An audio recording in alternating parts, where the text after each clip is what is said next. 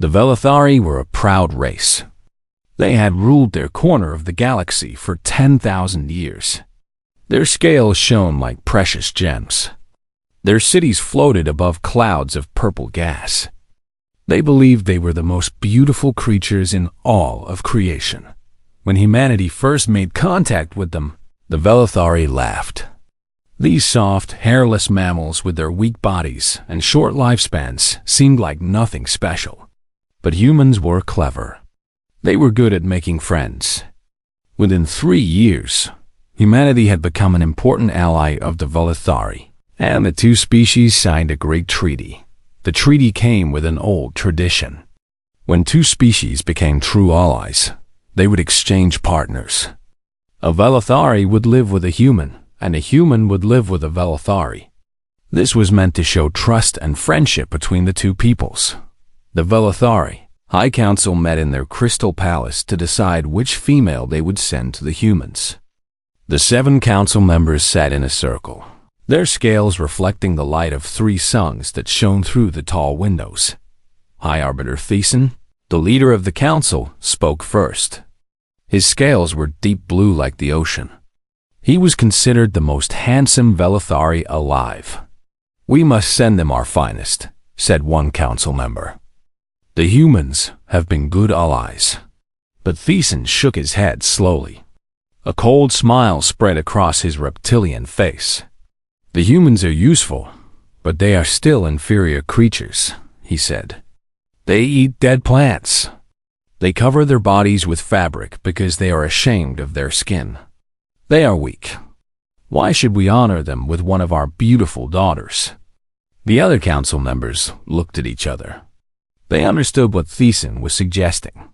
"We will follow the tradition," Thiessen continued. "But we will send them the one nobody wants. We will send them Keleth." A murmur went through the council. Everyone knew Keleth. Everyone pitied her, or mocked her. Keleth was 28 years old in human terms. She had been born during a reactor accident. Her mother had barely escaped the flames, and Keleth had been born too early. Her scales never developed properly. Instead of shining like jewels, they were dull gray like stone. Her head crest, which should have been tall and proud, was small and bent to one side. But her appearance was not the worst thing about her, according to her people. Her eyes were wrong. Velithari eyes were supposed to be narrow and golden, cold and calculating. Keleth's eyes were large and round, almost like a mammal's eyes. They showed too much emotion. They revealed too much of what she felt inside Dot, and what she felt was pain. Years of mockery had made Keleth defensive. Years of rejection had made her jealous. When she had tried to find a mate among her own kind, she had failed again and again. The males would look at her gray scales and turn away. When one male had finally shown interest, Keleth had seen him talking to a beautiful female at a gathering. She had made a scene. She had hissed and threatened. The male had left and never spoken to her again. After that, everyone called her the jealous one. The ugly, jealous female that no one wanted. Now the High Council had found a use for her. 2 weeks later, Keleth stood in the transport ship that would take her to the human station. She wore simple gray robes that matched her scales. She carried nothing with her. She had nothing worth carrying. A council messenger had come to her small home and told her the news. She was to be given to a human as part of the Alliance tradition. The messenger had not been able to hide his smile. Everyone knew this was a punishment, not an honor. Keleth had not cried. She had forgotten how to cry many years ago. The human station was called Unity Point. It floated in space between Velithari territory and human territory. It was a place where the two species could meet and work together. When Keleth's ship docked, she was led through long metal corridors to a large ceremonial hall. The hall was filled with humans and Velithari. Bright lights shone from the ceiling. Flags of both species hung on the walls. Keleth kept her head down as she walked. She could feel everyone looking at her. She could imagine what they were thinking. What an ugly creature. What a poor joke. On one side of the hall stood the Velithari delegation. They were all beautiful, with scales of green and blue and gold. They looked at Keleth with barely hidden disgust. On the other side stood the humans. Keleth did not look at them. She did not want to see the disappointment in their eyes. A human woman stepped forward. She had dark hair and serious eyes. Her name was Ambassador Linda Rios, and she was the leader of the human delegation. On behalf of humanity, we welcome our Velithari friend, Linda said. Her voice was formal but not warm. High Arbiter Thiessen had come personally to witness his little joke. He stepped forward with a wide smile. We present to you Keleth of the Grey Scales, Thiessen announced. His voice was loud so everyone could hear. She will be paired with one of your people, as tradition demands. Linda nodded and turned to her people. Who will step forward to receive our guest? There was silence. The humans looked at each other. Some whispered. Some looked at the floor. Keleth understood. Nobody wanted her. It was the same here as it was at home. Then a man walked forward. He was not tall. He was not muscular. He had brown skin and dark hair, and eyes the color of warm earth. He wore a simple uniform with no medals or decorations. He looked ordinary in every way. His name was Daniel Ortiz. He was 34 years old. He worked as a cultural liaison officer, which meant he helped humans and aliens understand each other. It was not an important job. He was not an important man. But when Daniel looked at Keleth, something strange happened.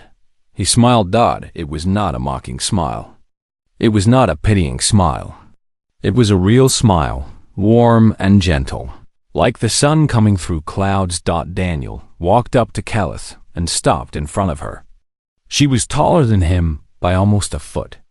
Her gray scales looked even duller under the bright lights. Her crooked crest cast an uneven shadow. Daniel did not seem to notice any of this. Hello, he said. His voice was soft and kind. My name is Daniel. I am very happy to meet you. Keleth stared at him. She did not understand. Was this another joke? Daniel extended his hand toward her. Keleth knew this human gesture. It was called a handshake. It meant friendship. Slowly, not sure what else to do, Keleth reached out with her clawed hand. Daniel took it gently in his own. I look forward to getting to know you, Daniel said. I hope we can be friends. Across the hall, Thiessen's smile had disappeared. This was not how the human was supposed to react. He was supposed to be disappointed. He was supposed to complain. He was supposed to demand a different, more beautiful mate, but Daniel just stood there, holding Keleth's clawed hand, smiling at her like she was the most welcome person in the room. Keleth felt something strange in her chest. It was a feeling she had almost forgotten. It took her a moment to recognize it. It was hope. She did not trust it. She had hoped before, and hope had always led to pain. But as she looked into Daniel's warm brown eyes, she could not stop the tiny flame that had sparked to life inside her. Maybe, just maybe, things would be different this time. She was probably wrong.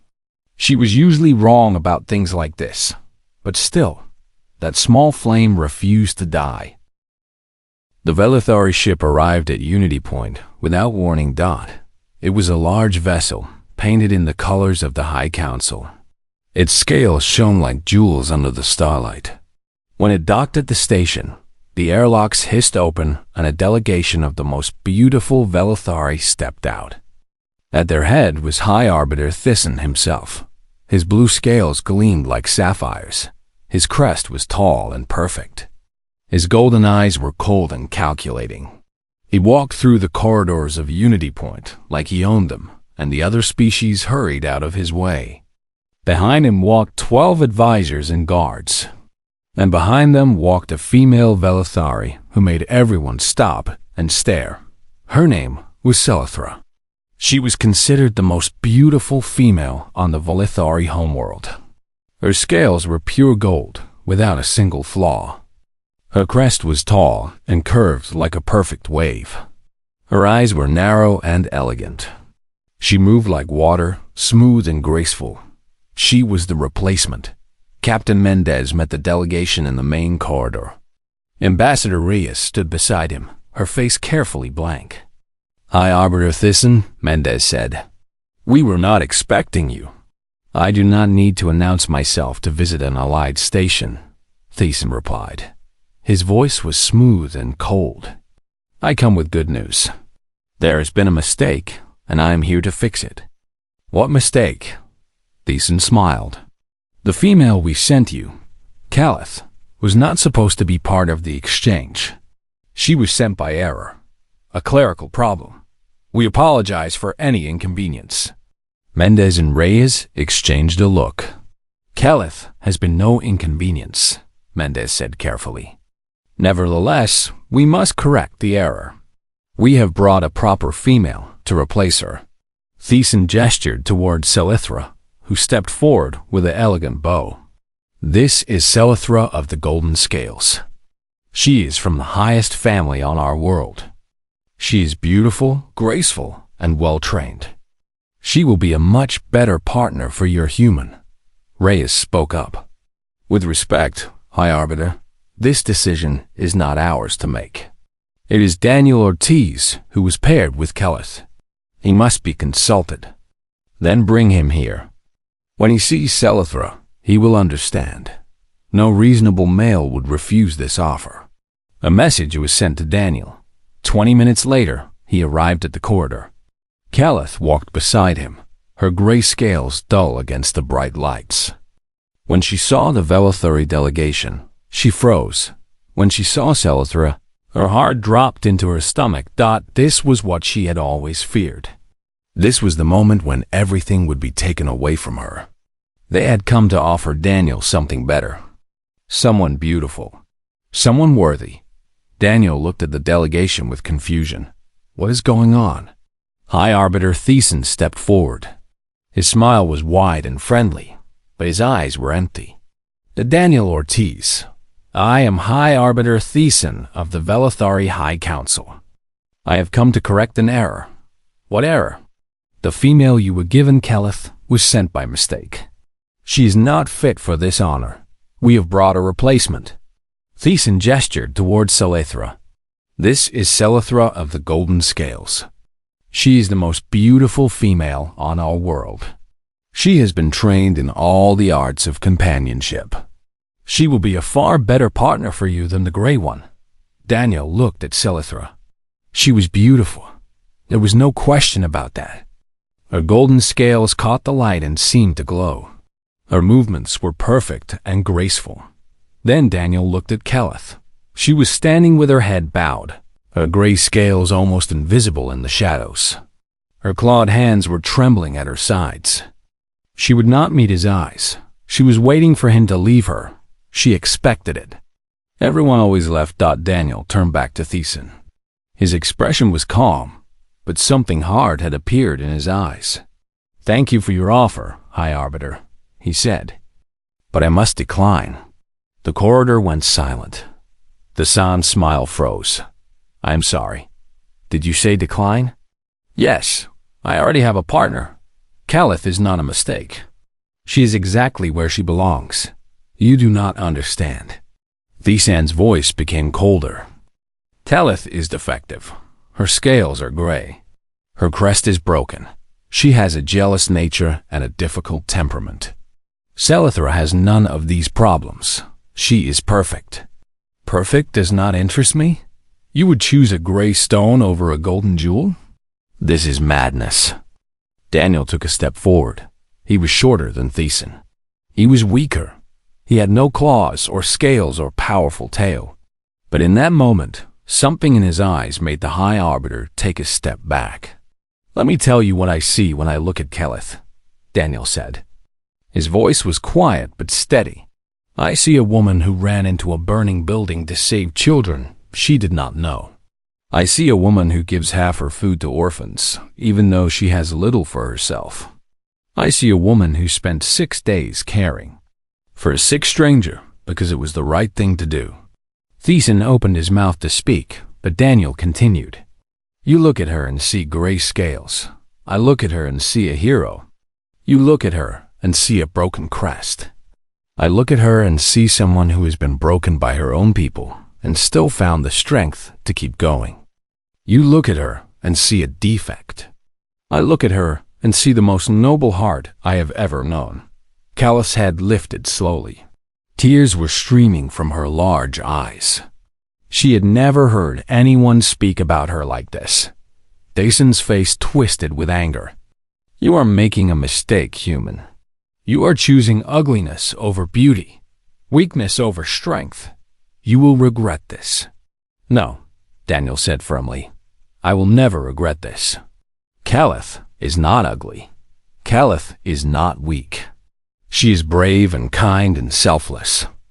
She has more honor in one gray scale than your entire council has combined. He turned to look at Callith.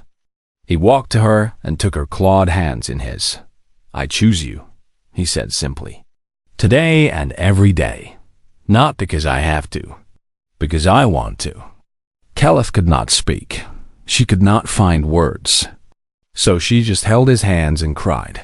Behind Daniel, Captain Mendez stepped forward. His crew lined up behind him. Ambassador Reyes joined them. Other humans on the station gathered in the corridor, forming a wall between the Velithari delegation and Daniel and Callith. I think you have your answer, High Arbiter, Mendez said. Callith is one of us now. She is not going anywhere. Thiessen looked at the wall of humans. They were smaller than his people. They were weaker. They had no natural weapons, but their eyes were hard and determined. They would not move. You will regret this, Thiessen said again, but his voice had lost its confidence. Perhaps, Mendez replied, but I doubt it. Thiessen turned and walked back toward his ship. Selithra followed, confusion clear on her perfect face. The advisors and guards hurried after them. At the airlock, Thiessen stopped and looked back, his golden eyes fixed on Callith, who was still holding Daniel's hands. You are still nothing, he hissed. Gray scales, broken crest. No beauty at all. Callith lifted her head. For the first time, she met his gaze without fear. You are wrong, High Arbiter, she said. Her voice was steady. I am not nothing. I am loved. And that makes me more beautiful than anyone on your council. Desan's face went pale with rage. He turned and stormed onto his ship. The airlock slammed shut behind him. A minute later, the Velithari vessel undocked and flew away into the darkness of space. The humans watched it go in silence. Then, slowly, they began to cheer. Callith stood in the middle of the crowd, surrounded by people who were clapping and smiling and calling her name. Humans who had once avoided her were now patting her shoulder and welcoming her to their family. She did not know what to do. She had never experienced anything like this. Daniel squeezed her hand. How do you feel? Callith looked at him. Her gray scales were wet with tears. Her large eyes were full of wonder. I feel like I belong, she whispered. For the first time in my life, I feel like I belong. Daniel smiled and pulled her close. You do belong. You always did. You just needed people who could see it. The crowd continued to cheer around them. The stars turned slowly outside the windows. And somewhere in Callith's chest, a hole that had been empty her whole life began to fill with light. She was not nothing. She was loved. And that changed everything. The first weeks were hard. Daniel and Callith were given quarters on the Unity Point station. The rooms were small but comfortable. There was a living area, a sleeping room for each of them, and a small kitchen. The walls were gray metal, but Daniel had put up some pictures to make it feel more like home. Callith did not know what to do with herself. She had never lived with anyone before. She had never had a friend before. She did not know the rules. So she watched Daniel carefully. She studied everything he did. She looked for signs that he was going to hurt her, because everyone always hurt her in the end, On the third day, Daniel cooked dinner for them. He made a simple meal of rice and vegetables. It was not fancy, but he worked hard on it. "I hope you like it," he said as he put the plate in front of her. "I do not know what Velithari like to eat, so I tried to make something simple." Keleth looked at the food. Then she looked at Daniel. Then she looked at the food again. "Why are you being nice to me?" she asked. Daniel seemed surprised by the question. "Why would I not be nice to you?" "Because nobody is nice to me. Not without wanting something." Daniel sat down across from her. He did not seem angry or offended. He just looked thoughtful. "I am nice to you because I want us to be friends," he said. "That is all I want. Is that okay?" Keleth did not answer. She ate the food in silence. It was good. She did not tell him that. The days passed slowly. Daniel went to work every morning. His job was to help humans and Velithari communicate better. He would translate documents, explain customs, and solve misunderstandings. It was boring work, but he seemed to like it. Cal stayed in the quarters most of the time. She did not want to go outside. She did not want people to look at her, but Daniel encouraged her to explore the station. He said she could not stay inside forever. He said there were interesting things to see. One day, Keleth decided to walk through the station. She kept her head down and tried to stay invisible. But it was hard to be invisible when you were a 7-foot-tall, gray reptile. She passed a group of human women in the corridor. They stopped talking when they saw her. One of them whispered something to the others. They laughed. Keleth's claws extended slightly. She felt anger rising in her chest. Were they laughing at her? Of course they were laughing at her. Everyone laughed at her. She hurried back to the quarters and stayed inside for 3 more days. When Daniel came home that evening, he found Keleth sitting in the corner of the living room. Her knees were pulled up to her chest. Her large eyes were empty. "What happened?" Daniel asked. He sat down on the floor next to her. "Nothing. Please tell me." Keleth was quiet for a long moment. Then she spoke in a low voice. "Some human females laughed at me." Daniel frowned. "I am sorry that happened. Some people can be unkind. They think I am ugly." "You are not ugly." Keleth turned to look at him. Her eyes were hard. "Do not lie to me. I know what I am. My scales are gray. My crest is broken. My eyes are too big. I am ugly by any standard, human or Velithari." Daniel shook his head. "Those things do not matter to me. Then you are a fool." The words hung in the air between them. Daniel did not get angry. He did not leave. He just sat there, patient and calm. "Maybe I am a fool," he said finally. "But I would rather be a fool who sees the good in people than a wise man who only sees the bad." Keleth did not know what to say to that. The tension between them grew over the following weeks. Keleth's jealousy began to show itself in ugly ways. One afternoon, Daniel was talking to a female colleague in the corridor outside their quarters. The woman was pretty, with long blonde hair and a bright smile. Daniel was smiling too, laughing at something she said. Keleth saw them through the window. Her blood went cold. Her claws extended fully. She slammed open the door and stormed into the corridor. The woman jumped back in fear. Daniel looked confused. "Keleth? What is wrong? Who is she?" Keleth demanded. Her voice was a hiss. "Why are you talking to her? Why are you smiling at her?" "This is Maria. She works with me. We were just discussing a translation project. Do not lie to me." Keleth stepped closer to the woman. "Stay away from him. He is mine." Maria looked terrified. She mumbled an apology and hurried away. Daniel watched her go, then turned back to Keleth. "That was not okay," he said quietly. "She was trying to take you away from me." "No, she was not. She is my coworker. We are just friends. Everyone leaves me. Callith's voice cracked. Everyone finds someone better. Someone beautiful. I cannot let that happen again. Daniel took a deep breath. He did not yell. He did not threaten to leave. He just looked at Callith with those calm brown eyes. Let us go inside, he said. We need to talk. They sat in the living room. Callith's claws slowly retracted. Her anger faded, replaced by shame. She had done it again. She had made a scene. She had embarrassed him. You are going to send me back, she said. It was not a question. No. Callith looked up. No, I am not going to send you back. But I need you to trust me. I am not going to leave you for someone else. I am not going to abandon you. How can I trust you? I do not even know you. Daniel nodded slowly. That is fair. We have only known each other for a few weeks. But I want to earn your trust.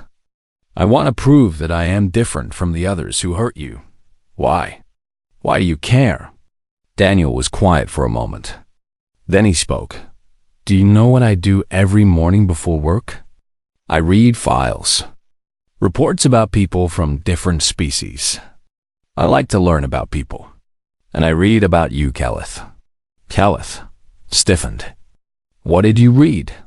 I read about the reactor fire on Velither Prime, the one that happened when you were young. I read that 3 children were trapped in a burning building. Their own parents were too afraid to go in. But you went in. You ran through the flames and carried them out one by one. You almost died. Your scales were burned. They never healed properly. That is why they are gray. Callith looked away. She did not like to remember that day. The fire, the screaming children, the pain that lasted for months. That was a long time ago, she said. I also read that you give half of your food rations to orphan programs. You have done this for years, even though you do not have much yourself. And I read that when a human engineer got sick on the station last year, you stayed with him for 6 days. You did not sleep. You did not eat. You just took care of him until he got better. Even though your people told you he was not worth your time. Tears began to form in Callith's large eyes. She tried to blink them away. Those things do not matter, she said. I am still ugly. I am still jealous. I am still broken. Daniel reached out and took her clawed hand in his. Your people think beauty is about shiny scales and perfect crests. But I am human, Callith. We think beauty is about what you do for others, how you treat people, the courage in your heart. A tear rolled down Callith's gray cheek. You ran into fire to save children. You give food to orphans. You took care of a sick stranger. Those are not the actions of a broken person. Those are the actions of someone with a beautiful soul. Callith was shaking now. No one had ever said these things to her. No one had ever looked past her gray scales and seen the person underneath. I am still jealous, she whispered. I will still get angry. I will still make mistakes. Daniel smiled gently. And I will still be here. We will work through it together. I am not going anywhere. For the first time in many, many years, Callith allowed herself to cry. And for the first time in her life, someone held her while she did. They sat together on the floor of their small quarters, human and Velithari, as the stars turned slowly outside the window. Then something changed between them. A wall came down. A bridge was built. It was not love yet. It was too early for love, but it was a beginning. 3 months passed on Unity Point Station. The seasons did not change in space, but Callith felt like spring had finally come after a long winter. She was learning how to trust Dodd. It was not easy.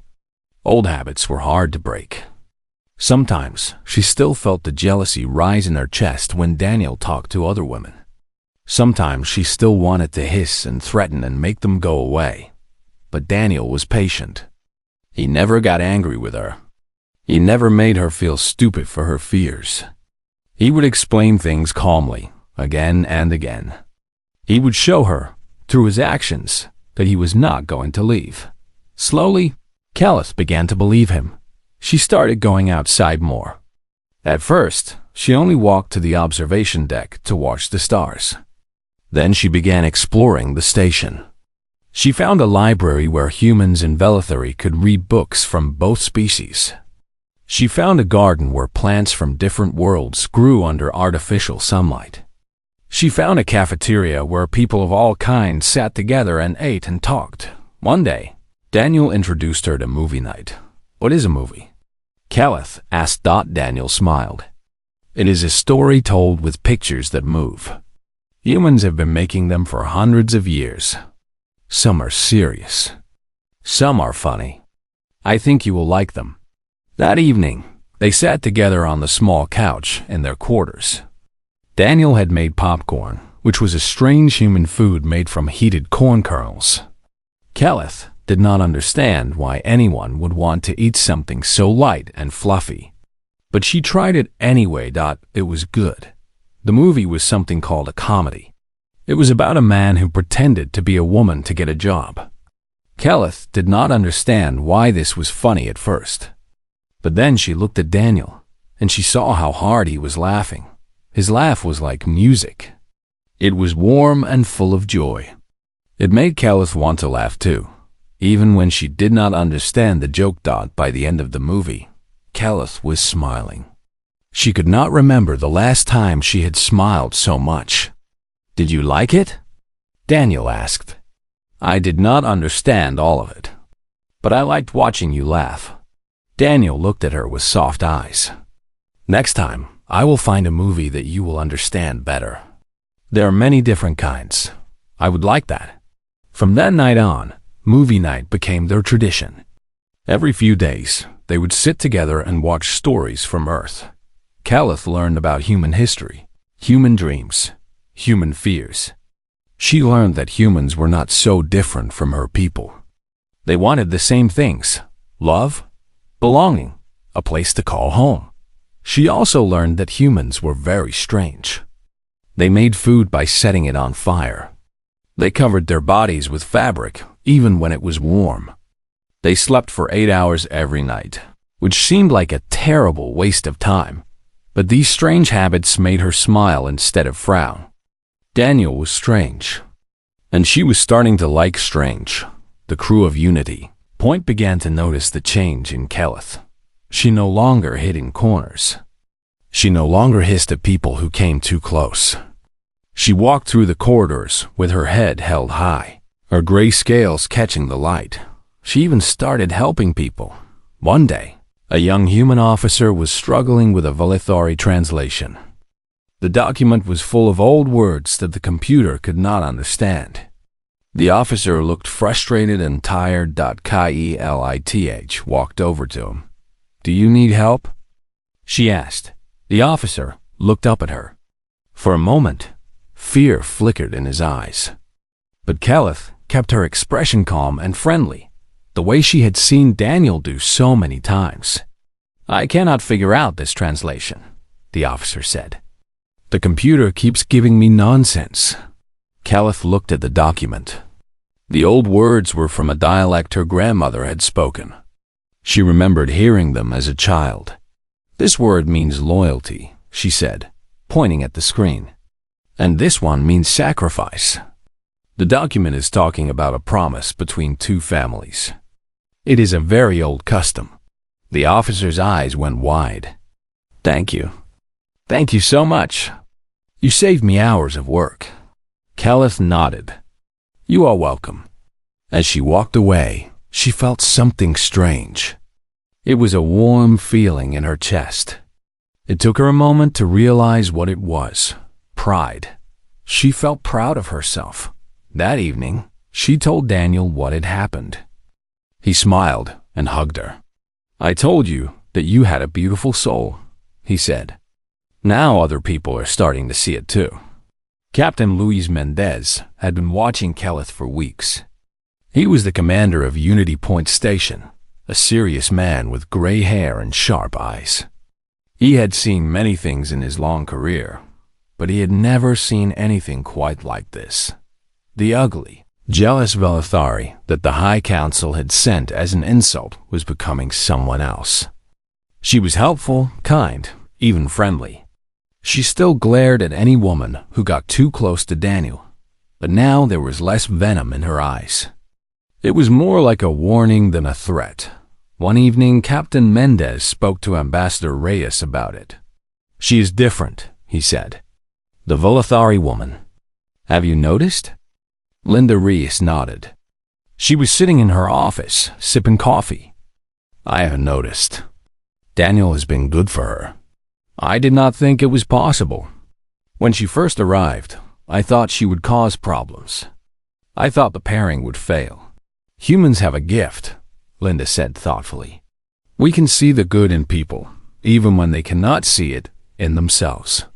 Daniel saw something in Calith that her own people could not see, and he helped her find it." Captain Mendez shook his head in wonder. "The High Council sent her here as a joke. They wanted to humiliate us. But instead, we have turned their reject into a symbol of hope. That is the human way. We take what others throw away and make it valuable." Far away, on the Velithari homeworld, High Arbiter Thiessen was receiving reports about Calith.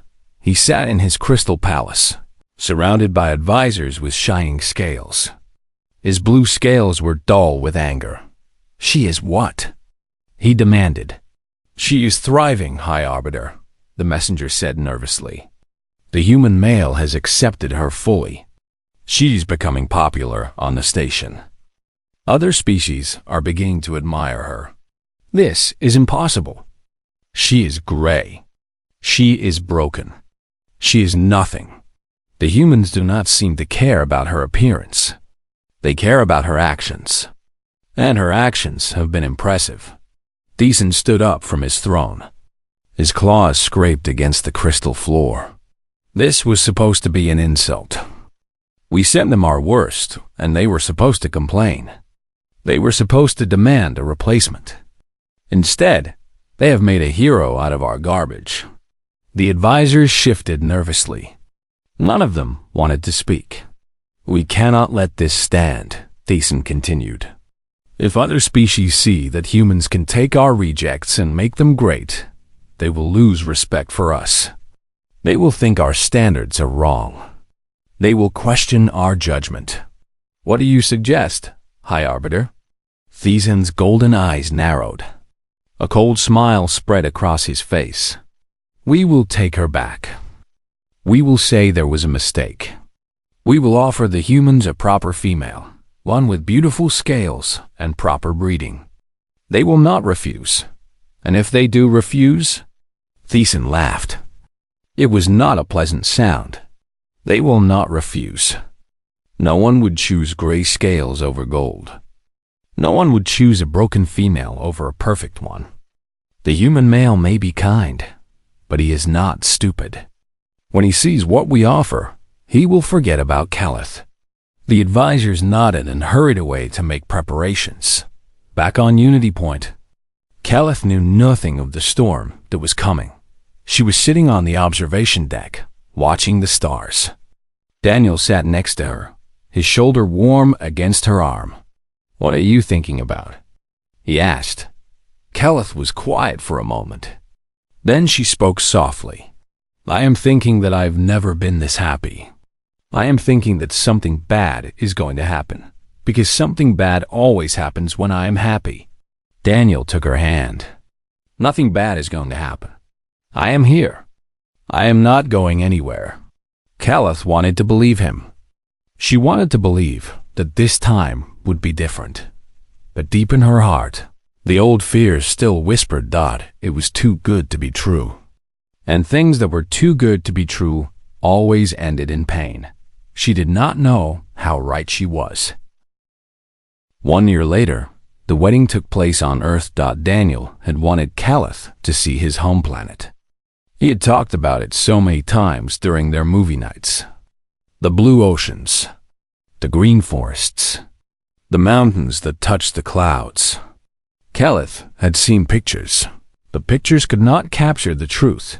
When their ship entered Earth's atmosphere, Keleth pressed her face against the window like a child. Below her, the planet spread out in colors she had never imagined. Blue and green and white and brown, swirling together in patterns that took her breath away. "It is beautiful," she whispered. Daniel smiled. "Wait until you see New Mexico." They landed in a small town surrounded by desert. The sky was bigger than any sky Keleth had ever seen. It stretched from horizon to horizon, painted in shades of orange and pink as the sun set behind the mountains. Daniel's mother was waiting for them. Her name was Rosa Ortiz. She was a small woman with gray hair and kind eyes that looked just like Daniel's. When she saw her son, she ran forward and hugged him so hard that Keleth worried she might break him. Then Rosa turned to Keleth. For a moment, Keleth felt the old fear. What if Daniel's mother did not accept her? What if she saw the gray scales and the broken crest, and the two big eyes, and decided that Keleth was not good enough for her son? But Rosa just smiled and opened her arms. "You must be Keleth," she said. "Daniel has told me so much about you. Welcome to our family." Keleth bent down so Rosa could hug her. The human woman barely reached her chest, but her arms were warm and strong. "Thank you," Keleth said. Her voice was thick with emotion. "Thank you for accepting me." Rosa pulled back and looked up at her with fierce eyes. "Anyone who makes my son happy is part of our family. I do not care about scales or crests or any of that. I care about hearts. And Daniel tells me your heart is the most beautiful he has ever known." Keleth could not speak. She just nodded, tears forming in her large eyes. The wedding was held in Rosa's garden 3 days later. It was a small garden behind a small house. There were flowers of every color growing along the fence. A big tree provided shade from the afternoon sun. Strings of lights hung from the branches, waiting to glow when darkness came. There was no fancy ceremony hall. There were no crystal palaces or floating cities. Just earth and grass and flowers and the people who loved them. Guests began arriving in the morning. Some came from the Unity Point station. Captain Mendez was there, wearing a formal uniform with all his medals. Ambassador Reyes came too, smiling more than anyone had ever seen her smile. The young officer, Keleth, had helped with the translation, came with flowers. Maria, the colleague Keleth had once threatened, came with a gift and a genuine smile. Some Velathori came as well. Not many, but a few. They were scientists and artists who had worked with humans and learned to see the world differently. They looked at Keleth with respect instead of disgust. Other species came too. Tall insect-like beings. Short furry creatures. Beings made of light and beings made of stone. News of Keleth and Daniel's story had spread across the galaxy. People wanted to witness this moment for themselves. Keleth stood in a small room inside Rosa's house, looking at herself in a mirror. She was not wearing traditional Velathori clothes. Instead, she wore a simple white dress that Rosa had helped her choose. It had taken many tries to find something that fit her tall frame and unusual shape. But finally they had found it, and Rosa had adjusted it with her own hands. Keleth looked at her reflection. Her gray scales, her broken crest, her large, expressive eyes. For the first time in her life, she did not see ugliness. She saw someone who had been through fire and survived. Someone who had been rejected by her own people and found a new family. Someone who had learned to love and be loved. She saw herself. Rosa came up behind her and put a hand on her arm. "You look beautiful," she said. "I am gray," Keleth replied. But she was smiling. Gray is a lovely color. It is the color of rain clouds before they bring water to the desert. It is the color of mountains that have stood for 1,000,000 years. It is the color of wisdom and experience. Caliph turned to face her. How do you know exactly what to say? Rosa laughed. I have had a lot of practice. Now come. My son is waiting for you. The ceremony was simple. There was no high priest or ancient ritual. Just a human judge who had known Daniel since he was a boy, standing under the big tree with the lights beginning to glow above. Caliph walked down the path between the guests. Every eye was on her. But this time, she did not feel shame. She felt proud that Daniel was waiting for her under the tree. He wore a simple black suit that Rosa had pressed 3 times to get the wrinkles out. His brown eyes were shining with tears he was trying not to shed. When Caliph reached him, he took her clawed hands in his. You look amazing, he whispered. You always say that, because it is always true. The judge cleared his throat and began the ceremony. He spoke about love and partnership and the joining of 2 hearts. He spoke about the courage it takes to give yourself to another person. He spoke about the strength that comes from facing life together, instead of alone. Then it was time for the vows. Daniel went first. His voice was steady but full of emotion. Caliph, when I first saw you, everyone told me I should be disappointed. They said you were a mistake. They said you were not worthy. But I looked at you, and I saw someone who had been hurt so many times but still had the courage to hope. I saw someone with a heart so noble that it took my breath away. He squeezed her hands. I do not promise that our life together will be easy. I do not promise that we will never fight or struggle. But I promise that I will always be here. I promise that I will always see the truth of who you are, not the lies others have told. I promise that I will love you today and tomorrow and for all the days after that. Caliph's tears were flowing freely now. She did not try to stop them. It was her turn to speak. Her voice trembled, but she pushed forward. Daniel, for most of my life, I believed I was worthless. My own people told me I was ugly. They told me I was broken. They threw me away like garbage. And I believed them. She took a shaky breath. Then I met you. You looked at me with those warm brown eyes, and you did not see what they saw. You saw something else. Something I did not know was there. You saw my heart. She looked into his eyes. You taught me that I was worthy of love. You showed me that my gray scales were beautiful because of the story they told. You held me when I cried. You stayed when everyone else would have left. You gave me something I never had before. What is that? Daniel whispered, a home. The crowd was silent. Many were crying. Even Captain Mendez, the tough old soldier, was wiping his eyes. The judge smiled and spoke the final words. Then, by the power given to me, I declare you partners for life. You may seal your bond. Daniel reached up and pulled Caliph down toward him. She bent her tall frame until her face was level with his. And then, gently, he kissed her. The crowd erupted in cheers. Later that night, as the party continued under the stars, Caliph stood at the edge of the garden. She looked up at the sky, at the countless stars that spread across the darkness. Somewhere out there was the Velathori homeworld.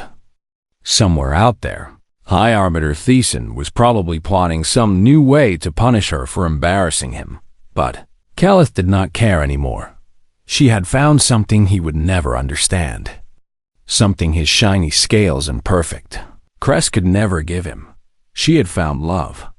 Daniel came up beside her and slipped his hand into hers. What are you thinking about? I am thinking about how far I have come, she said. I am thinking about how lucky I am. Daniel shook his head. You are not lucky. You earned this. Every step of the way, he leaned against her shoulder. The Velathari thought they were insulting us by sending you.